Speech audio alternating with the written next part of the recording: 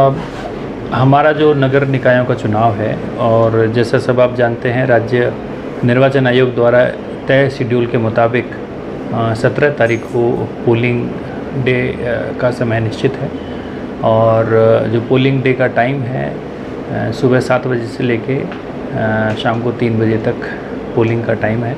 उसके बाद जो ईवीएम्स हैं, क्योंकि ये वाले इलेक्शंस हमारे ईवीएम्स के माध्यम से होते हैं, वो ईवीएम्स को सील किया जाएगा और जो नगर निकाय में जो नगर निगम हैं उनको छोड़कर बाकी की काउंटिंग वहाँ पर जो तय काउंटिंग स्थल है वहाँ पर काउंटिंग की जाएगी उसी के बाद 3:30 बजे के बाद। और जो नगर निगम है उनके जो काउंटिंग है वो 31 मई को की जाएगी और काउंटिंग का समय 9 बजे है। और हमारी इस इलेक्शन को लेकर जो हमारी तैयारियां थी उसमें लॉजिस्टिकली पोलिंग पार्टीज़ का मूवमेंट था, वो हो चुका है। हमारे सारे जगह पोलिंग पार्टीज़ हमारी मूव कर चुकी हैं। वो अपने आज की डेट में अपने अपने पोलिंग बूथ पर अपना पोलिंग स्टेशन एस्टाब्लिश कर रहे हैं, बूथ को एस्टाब्लिश कर रहे हैं, ताकि कल सुबह पोलिंग तय समय पर शुरू करवाई जा सके। सर, अगर जिला में जो नगर निकाय के चुनाव है उसमें मतदाताओं की बात करें तो कुल कितने मतदाता होंगे सर?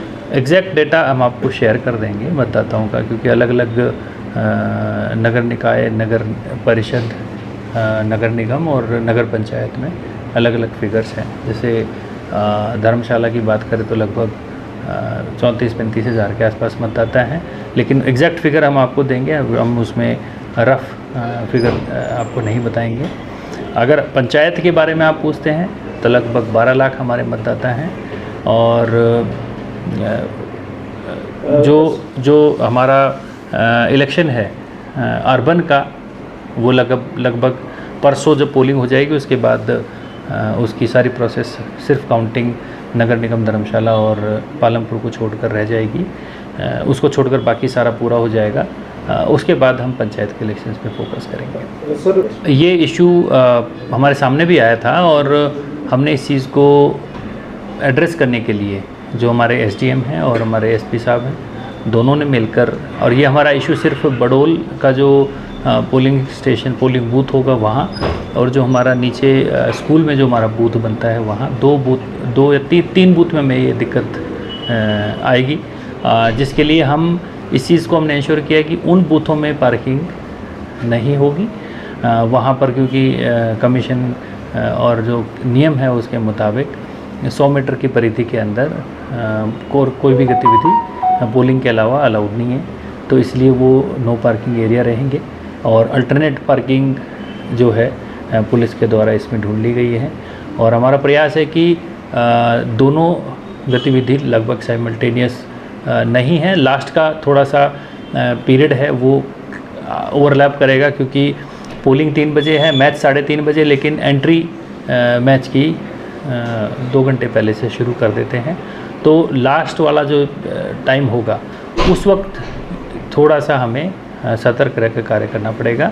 तो उसमें जो लोकल हमारी टीम्स हैं वो तैयार हैं और हमारा प्रयास होगा कि हमारा जो मतदाता है उसको किस तरीके की असुविधा का सामना ना करना पड़े। सर, क्या मैं तो यही कहूँगा कि बढ़ चढ़ कर इसमें अपना पार्टिसिपेशन दें, जो भी उनको ठीक लगता है वो निर्णय लें। और लोकतंत्र को जो जीवित रखने की जो परिकल्पना है वो तभी साकार हो पाती है जब मतदाता उसके अंदर पार्टिसिपेट करता है और अपना जो भी उसकी सोच है उसके हिसाब से निर्णय लेता है। जो हमारे बूथ ऐसे हैं जहाँ पर एंट्री पर कहीं पर इशू है कि जैसे बिल्कुल ही बाहर ओपन में एंट्री है, तो वहाँ पर हमने एसडीएम साहब को निर्देश दिए हैं कि वहाँ पर उन मतदाताओं के लिए कुछ टेंट या शामियाना का इंतज़ाम ज़रूर करें, ताकि मतदाताओं को धूप में, चिलचिलाती धूप में खड़ा ना रहना पड़े और वो मतदान करने के लिए, पार्टिसिपेट करने के लिए सामने खुलकर आएँ और